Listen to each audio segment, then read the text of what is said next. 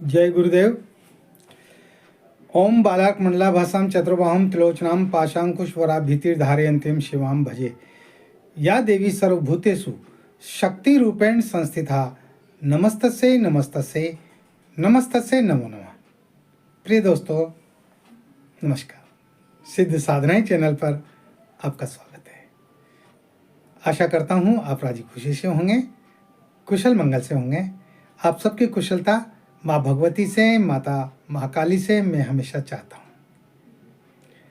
आइए आज फिर हम बात करते हैं इस वीडियो में एक और अप्सरा की। मैंने कहा ना, मैं पूरी 108 अप्सराओं के बारे में आपको जानकारी दूंगा। हाँ, ये मैंने निर्णय कर लिया है कि मैं पूरी जानकारी दूंगा आपको। और आज जिस अप्सरा के बारे में मैं आपको बताने जा रहा हूँ ना, इस अप्सरा के बारे में आपको 50 वीडियो यूट्यूब पर मिल जाएंगे, लेकिन जो जानकारी मैं दूंगा ना वो आपको कहीं भी नहीं मिलेगी। हाँ, ये भी मैं दावे के साथ कहता हूँ। इस अप्सरा को सिद्ध करने के जो तरीके जो मैं बताऊंगा ना वो आपको कहीं भी नहीं मिलेंगे। तो वीडियो को ध्यान से देखना, स्किप मत कीजिएगा। और चैनल पर नए हो तो चैनल को सब्सक्राइब करें, लाइक करें, शेयर करें। अरे भाई, ये आपका अपना चैनल है तो आपको शेयर करना चाहिए, बात पसंद आई तो लाइक करना चाहिए, और ज़्यादा से ज़्यादा अपने दोस्तों में सब्सक्राइब करें ताकि जो है हमारी बात आम जनता तक पहुँचे, हर व्यक्ति के पास पहुँचे, और वो इन तमाम साधनाओं का, इन प्रयोगों का लाभ उठा सके। बेल आइकन को प्रेस करके ऑल पर क्लिक कर देंगे तो हमारी वीडियो का नोटिफिकेशन सबसे पहले आपके पास पहुँचेगा, इसमें कोई शक नहीं है। तो आइए आज बात करते हैं एक और बेहतरीन अप्सरा की। इंद्र के दरबार में 11 अप्सराओं को प्रमुखता दी गई है। उनमें से रंभा है, उर्वशी, मेनका, है ना, इनको बहुत प्रमुखता दी गई है और ज़्यादातर इन्हीं का जिक्र लोग करते हैं। इन 3 अप्सराओं का ज़्यादा जिक्र करते हैं। रंभा का जिक्र करेंगे, मेनका का जिक्र करेंगे, उर्वशी का जिक्र करेंगे। और पुराणों में इनमें जो है ना, इनके बारे में ज़्यादातर इनके बारे में लिखा हुआ है, बहुत कुछ लिखा हुआ है। और इन तीनों अप्सराओं को सबसे ज़्यादा सिद्ध किया है ऋषियों ने, मुनियों ने, संतों ने, महात्माओं ने। इन तीनों अप्सराओं में से ही सिद्ध किया है ज़्यादातर। तो आज मैं आपको रंभा अप्सरा के बारे में बता रहा हूँ। हाँ, इंद्र के दरबार की बेहद खूबसूरत अप्सरा रंभा अप्सरा। हाँ, यौवन देने वाली, धन दौलत देने वाली, तमाम सारे सुख देने वाली, ऐश्वर्य प्रदान करने वाली, सब कुछ देने वाली रंभा अप्सरा। और इसकी साधना भी ठीक वैसी है जैसे अन्य अप्सराओं की साधना है। इसलिए मैं इस वीडियो में आपको ज़्यादा डिटेल में नहीं बताऊंगा, विस्तार में नहीं बताऊंगा। मैं इसमें आपको जो है खास बात ही बताऊंगा और ज़्यादातर साधना पर ही जोर दूंगा। रंभा अप्सरा की साधना किस तरह से की जाती है उस पर ही अपनी बात ज़्यादातर रखूंगा, है ना। तो दोस्तों, इस अप्सरा को कई महात्माओं ने, संतों ने सिद्ध किया है। और ये अप्सरा जब सिद्ध हो जाती है तो ठीक अन्य अप्सराओं की तरह ही ये अपने साधक का भला करती है। अप्सरा साधना से कभी भी नुकसान होता ही नहीं है। बहुत सारे साधक प्रश्न करते हैं कि गुरुजी, अप्सरा साधना करने से हमारा गृहस्थ जीवन तो बर्बाद नहीं हो जाएगा, हमारी पत्नी से हमारा बिछोह तो नहीं हो जाएगा, पत्नी को छोड़ना तो नहीं पड़ेगा? ऐसा कुछ नहीं है। आप अपनी पत्नी के साथ रहकर अपने गृहस्थ धर्म का पालन कर सकते हैं, अपने परिवार का पालन कर सकते हैं, कोई दिक्कत नहीं है, कोई परेशानी नहीं है। अप्सरा आप दोनों पति पत्नी के बीच में कभी बाधा बनती ही नहीं है, वो दीवार की तरह खड़ी होती ही नहीं है ना। अरे, आपके जो रिश्ते हैं पति पत्नी के वो अपनी जगह पर हैं, और अगर आप अप्सरा को सिद्ध करते हैं ना तो उससे जो आप प्रेमिका का जो रिश्ता बनाते हैं वो अपनी जगह पर है ना। और वो ठीक एक अच्छी प्रेमिका की तरह ही आपसे व्यवहार करती है, आपके सुख दुख का ख्याल रखती है, आपकी परेशानियों को ख़त्म करती है, आपको तमाम सारी सुख सुविधाएं उपलब्ध करवाती है। जितने भी भौतिक संसाधन हैं, जितनी भी भौतिक सुख सुविधाएं हैं, उन सबको वो आपको प्रदान करती है, आपको वो निरोग बनाती है। अगर आपके घर परिवार में कोई रोगी है तो उसके रोग को भी ठीक करती है, उसकी बीमारियों को भी ठीक कर देती है, पूरे परिवार को निरोगी बना देती है। हाँ, और तमाम सारे सुखों का उपभोग तो कराती ही कराती है। इसमें तो कोई शक ही नहीं है ना। तो रंभा अप्सरा भी अपने आप में एक जो है बहुत बेहतरीन अप्सरा है और बहुत ही खूबसूरत है, बहुत ही सुंदर। इस साधना में आपको बहुत धैर्य रखना पड़ेगा। धैर्य रखने का मतलब ये है कि ये साधना जब आप प्रारंभ करेंगे तो ये जरूरी नहीं है कि 11 दिन में ही हो जाए।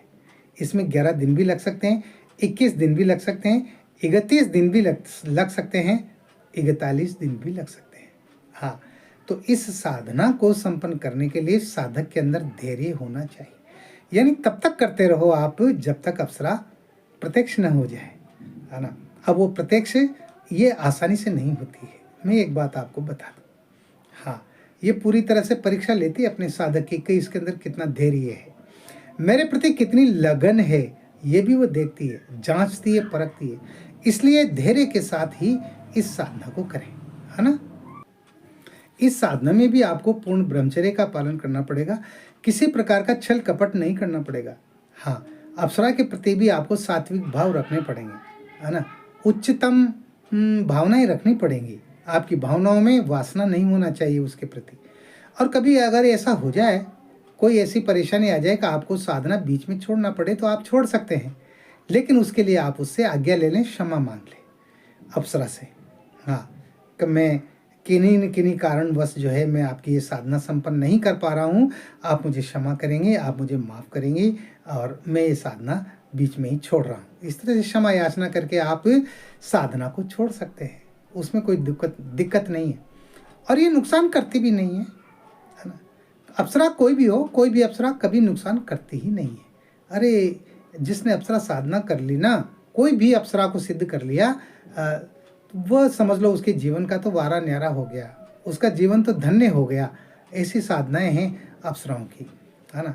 तो इसको करने के लिए भी आपको वही क्रियाएं अपनानी पड़ेंगी जो कि मैं अन्य साधनाओं में, अप्सरा साधनाओं में आपको बताता हुआ आ रहा हूँ, है ना। तो आप किसी भी शुक्रवार से इस साधना को शुरू कर सकते हैं या किसी भी पूर्णिमा से आप इस साधना को शुरू कर सकते हैं, ठीक है। रात्रि के जो है 10 बजे बाद आपको ये साधना प्रारंभ करनी है। तो 10 बजे आप स्नान करके पानी में गुलाब जल डाल के या गुलाब का इत्र डाल करके आप स्नान करें। आपका कमरा बिल्कुल एकांत हो, अलग हो, साफ सुथरा होना चाहिए, है ना। कमरे में किसी प्रकार का कोई कबाड़ खाना नहीं होना चाहिए, बिल्कुल साफ स्वच्छ कमरा होना चाहिए, है ना। सुगंधित बना दीजिए अपने कमरे को, उसके अंदर इत्र छिड़क दीजिए, उसके अंदर खूबसूरत अगरबत्तियाँ जला दीजिए, है ना। और भी कोई खुशबू के जो साधन प्रसाधन है उन सबको आप इस्तेमाल कीजिए, है ना। आपको सोना भी वही है, जब तक आपकी साधना चले आपको कमरे में सोना चाहिए, सोना है। आपका बिस्तर भी खूबसूरत होना चाहिए। आगे बात समझ में। आपको ये साधना रात्रि के 10 बजे के बाद शुरू करना है। तो आप जो है उत्तर दिशा की तरफ अपना मुंह करें, रखें और आपका जो है बाजोट है वो बाजोट आप उत्तर दिशा की तरफ लगा लें और बाजोट पर आप जो है पीला वस्त्र बिछा लें और उस पर अपने गुरुजी का चित्र स्थापित करें। रंभा अप्सरा का चित्र आप स्थापित करें। गूगल से आप कोई भी खूबसूरत चित्र वो डाउनलोड करके और उसको फ्रेम में मढ़वा करके और उसको आप स्थापित कर दें, है ना। इसके साथ ही ये जो यंत्र आप देख रहे हैं, इस तरह का यंत्र आप भोजपत्र पर बना लें। भोजपत्र बनाने के लिए आपको जो है चमेली की कलम होना चाहिए या अनार की कलम होना चाहिए। दोनों में से कोई भी कलम आप इस्तेमाल कर सकते हैं, है ना। और अष्टगंध में आपको केसर मिलानी है। अष्टगंध और केसर की आप जो है स्याही बना लें, ठीक है। और उससे जो है आपको भोजपत्र पर ये यंत्र बनाना है।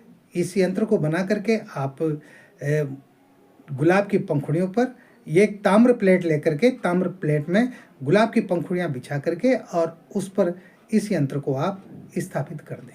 ताम्र प्लेट में आप ह्रीम बीज लिख दें। ह्रीम बीज मंत्र को आप कुमकुम से लिख दें या केसर से लिख दें, है ना। तो इस तरह से आपको ये यंत्र स्थापित करना है। आपके पास रंभा माला होना चाहिए, तो ये प्राण प्रतिष्ठित होना चाहिए, है ना। तो इस तरह से जो है आप ये साधना प्रारंभ कर सकते हैं। आपके पास में आपका आसन जो है वो पीला होना चाहिए। आपके बदन पर जो है खूबसूरत वस्त्र होने चाहिए। आप सिले हुए वस्त्र पहन सकते हैं, है ना, लेकिन वो हल्के रंग के हों, बढ़िया हों, अच्छे दिखने वाले हों, ऐसे वस्त्र आप पहन सकते हैं। पैंट वगैरह मत पहन लेना, ये जीन्स की पैंट वगैरह जो है ना, इनको मत पहनना, साधनाओं में ये वर्जित है ना। तो इस तरह से आप अपने कपड़ों पर भी इत्र लगाएं, अपने आसन पर भी आप इत्र लगाएं, यंत्र पर भी इत्र लगाएं, माला पर भी इत्र लगाएं, इन सब पर आप इत्र लगाएं, है ना। आपके पास में सुगंधित अगरबत्तियां होना चाहिए, है ना, गूगल की धूप होना चाहिए, इनको आप जला दें। और इसके साथ ही आपके पास में जो है गाय का शुद्ध देशी घी होना चाहिए, जिसका आपको दीपक जलाना है ना। जलपात्र होना चाहिए।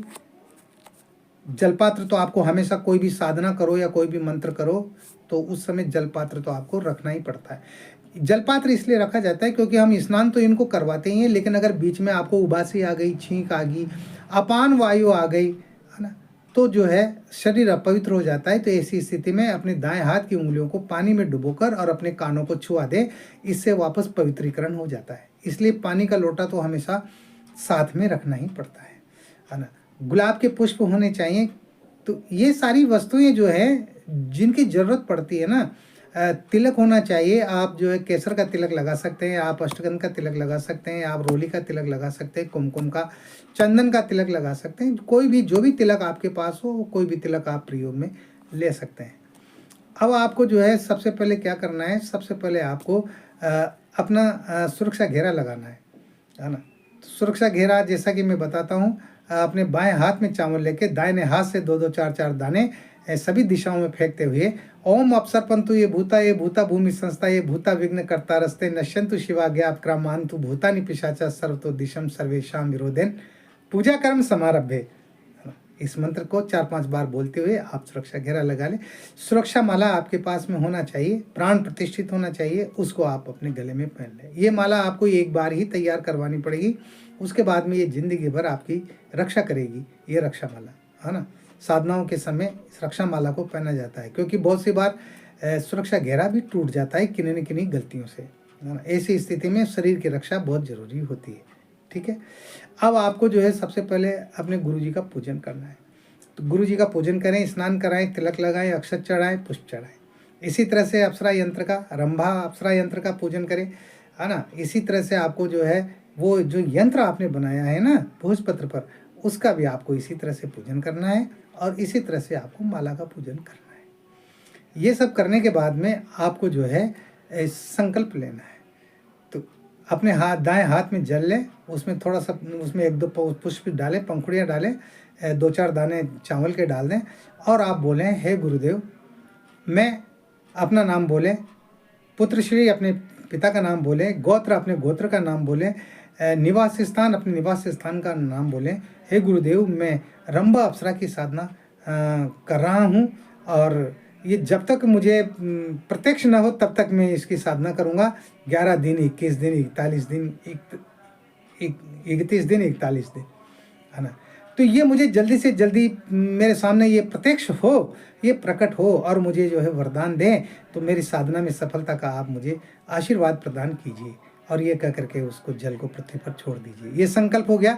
संकल्प आपको पहले दिन ही लेना है, रोजाना संकल्प नहीं लेना। बाकी की और जितने भी पूजन की क्रियाएं होती है ना, वो सब रोजाना होती है। हो गया ये सब। इसके बाद में आपको जो है अपने गुरु मंत्र का एक माला करनी है। अगर आपके गुरु डॉक्टर नारायण दत्त सिंह माली जी हैं तो ओम परम तत्वाय नारायणाय गुरुभ्यो नमः, इस मंत्र की आप एक माला करें।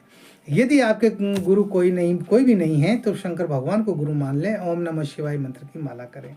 या और जो भी आपके गुरु हों, जिनसे आपने गुरु दीक्षा ली है, उनके दिए हुए गुरु मंत्र की आप एक माला कर लें। गुरु मंत्र की एक माला करने के बाद में आपको जो है साधना सिद्धि का जो मंत्र है, उस मंत्र को आपको 21 बार बोलना है। कितनी बार बोलना है? 21 बार। वो मंत्र इस प्रकार है, इस मंत्र को याद कर ले अच्छी तरह से। ओम ह्रीम एम कार्य साफल्यम सिद्धिये ओम फट। ओम ह्रीम एम कार्य साफल्यम सिद्धिये ओम फट। इस तरह से जो है आप इस मंत्र को 21 बार बोलें। उसके बाद में अब जो मैं बता रहा हूँ, अब उसको ध्यान से सुनिए। आपको जो है अब अप्सरा का आवाहन करना है। ठीक है।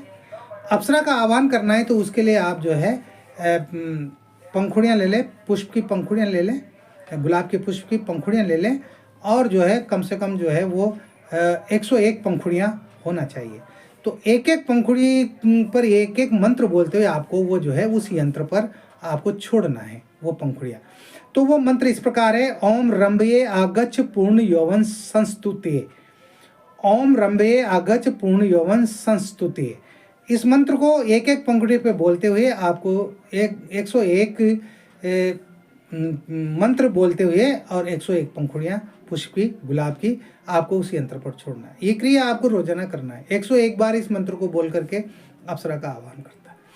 अब अगर मान लो आप केवल जो है धन प्राप्त करने के लिए ही अप्सरा की साधना कर रहे हैं, तो फिर आप इस मंत्र का जप करें। इस मंत्र की आपको 51 माला करनी है। कितनी माला करनी है? 51 माला प्रतिदिन करनी है। ओम धनदाय धनदा रंभाय नमः, ओम धनदाय धनदा रंभाय नमः। इस मंत्र के आप 51 माला करें, है ना। आप ये कर सकते हैं 21 दिन 31 दिन तक। तो इससे अप्सरा प्रत्यक्ष तो नहीं होगी, लेकिन जो है आपके धन का स्रोत बन जाएंगे, आपके घर में धन का आगमन होना शुरू हो जाएगा। एक तो ये मंत्र है ना। और एक अगर आप उसको सिर्फ जो है प्रसन्नता के लिए ही कर रहे हैं, उसको प्रसन्न करने के लिए ही कर रहे हैं, और जो है बस ये तो मेरे से खुश हो जाए, प्रसन्न हो जाए, मुझे और कुछ नहीं चाहिए, मुझे इसका प्रत्यक्षीकरण भी नहीं चाहिए, बस अप्रत्यक्ष रूप से ये मेरे ऊपर प्रसन्न हो जाए, अगर आप ऐसा चाहते हैं तो फिर आपको इस मंत्र की आपको जो है ना 51 माला मंत्र जप करना पड़ेगा। ओम ह्रीम रम रंभे आगच्छ आज्ञाम पालय मनोवांछितम देहि एम ओम स्वाहा। ओम ह्रीम रम रंभे आगच्छ आज्ञाम पालय मनोवांछितम देहि एम ओम स्वाहा। इसका आप जो है इस मंत्र के आप 51 माला करें रोजाना 21 दिन तक। आगे बात समझ। और अगर आप चाहते हैं कि अप्सरा प्रत्यक्ष हो, हाँ, तो प्रत्यक्ष होने के लिए आपको इस मंत्र की 101 माला रोजाना करना पड़ेगा। 101 माला रोजाना करनी पड़ेगी, हाँ, प्रत्यक्ष होने के लिए। तो वो आपको 21 दिन में, 31 दिन में या ज़्यादा 41 दिन में वो आपके सामने प्रत्यक्ष हो ही जाएगी, इसमें कोई शक नहीं है ना। मंत्र इस प्रकार है, ओम रम शम रंभे आगच्छ आगच्छ शम रम ओम स्वाहा। ओम रम शम रंभे आगच्छ आगच्छ शम रम ओम स्वाहा। इस तरह से इस मंत्र के आपको 101 माला करनी पड़ेगी। तो मैंने आपको जो है ये 3 प्रकार से इसको जो है आप सिद्ध कर सकते हैं इस अप्सरा को।